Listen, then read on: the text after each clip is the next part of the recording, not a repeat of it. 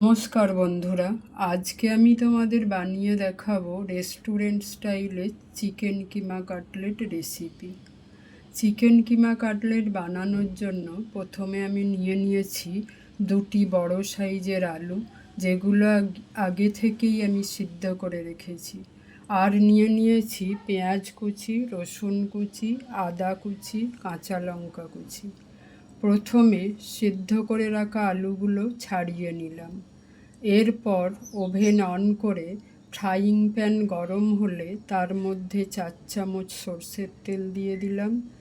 এবার তাতে পেঁয়াজ কুচি দিয়ে একটু নেড়ে ছেড়ে নিলাম। পেঁয়াজটা একটু ভাজা ভাজা হলে তাতে রসুন কুচি, কাঁচা লঙ্কা কুচি দিয়ে নেড়ে ছেড়ে নিয়ে তাতে 250 গ্রাম চিকেন কিমা দিয়ে দিলাম।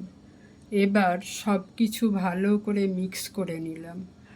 এবার দিয়ে দিলাম 1 চামচ হলুদ গুঁড়ো, 1 চামচ কাশ্মীরি লঙ্কার গুঁড়ো, 1 চামচ ধনে গুঁড়ো, 1 চামচ জিরে গুঁড়ো, 1 চামচ গোলমরিচ গুঁড়ো, সামান্য গরম মশলা দিয়ে একটু নেড়ে নিলাম। একটু কষিয়ে নিয়ে ওর মধ্যে 1 চামচ সরষের তেল দিয়ে দিলাম। কিছুক্ষণ কষানোর পর দিয়ে দিলাম পরিমাণ মতো লবণ। লবণটা ভালোভাবে মিশিয়ে নিয়ে এবার সিদ্ধ করে রাখা আলুটা দিয়ে কিমার মিশ্রণের সাথে ভালোভাবে মিশিয়ে দিলাম।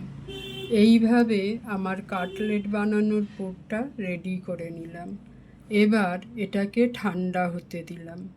ততক্ষণে আমি নিয়ে নিচ্ছি ব্রেড ক্রাম্বস ও একটা ডিম। ব্রেড ক্রাম্বসের মধ্যে গোলমরিচ গুঁড়ো আর সামান্য লবণ দিয়ে মিক্স করে নিলাম। ডিমের মধ্যেও সামান্য লবণ দিয়ে ভালো করে ফেটিয়ে রাখলাম। পুরটা ঠান্ডা হলে কাটলেটের আকারে গড়ে ডিমের মধ্যে ডুবিয়ে ব্রেড ক্রাম্বসে কোট করে নিলাম। তোমরা চাইলে আমার মতো বিভিন্ন শেপে গড়ে একই প্রসেসে ব্রেড ক্রাম্বসে কোট করে নিতে পারো। এরপর গ্যাস অন করে ফ্রাইং প্যানে রিফাইন তেল দিয়ে দিলাম। তেল গরম হলে বানিয়ে রাখা কাটলেটগুলো দিয়ে লো টু মিডিয়াম ফ্লেমে ফ্রাই করে নিলাম। 4 থেকে 5 মিনিট উল্টে পাল্টে ফ্রাই করে ভেজে তুলে নিলাম। এইভাবে সব কটা কাটলেট ভেজে নিলাম। ফাইনালি পেঁয়াজ রিংস আর সস দিয়ে পরিবেশন করো গরম গরম চিকেন কিমা কাটলেট। ভিডিওটা ভালো লাগলে অবশ্যই একটা লাইক, শেয়ার করার অনুরোধ রইল। আর ভিডিওটা কেমন লাগলো সেটা কমেন্ট করে জানিও। আর দয়া করে একটু সাবস্ক্রাইব করো। ফিরছি নতুন কোনো রেসিপি নিয়ে। আজকের জন্য গুড বাই।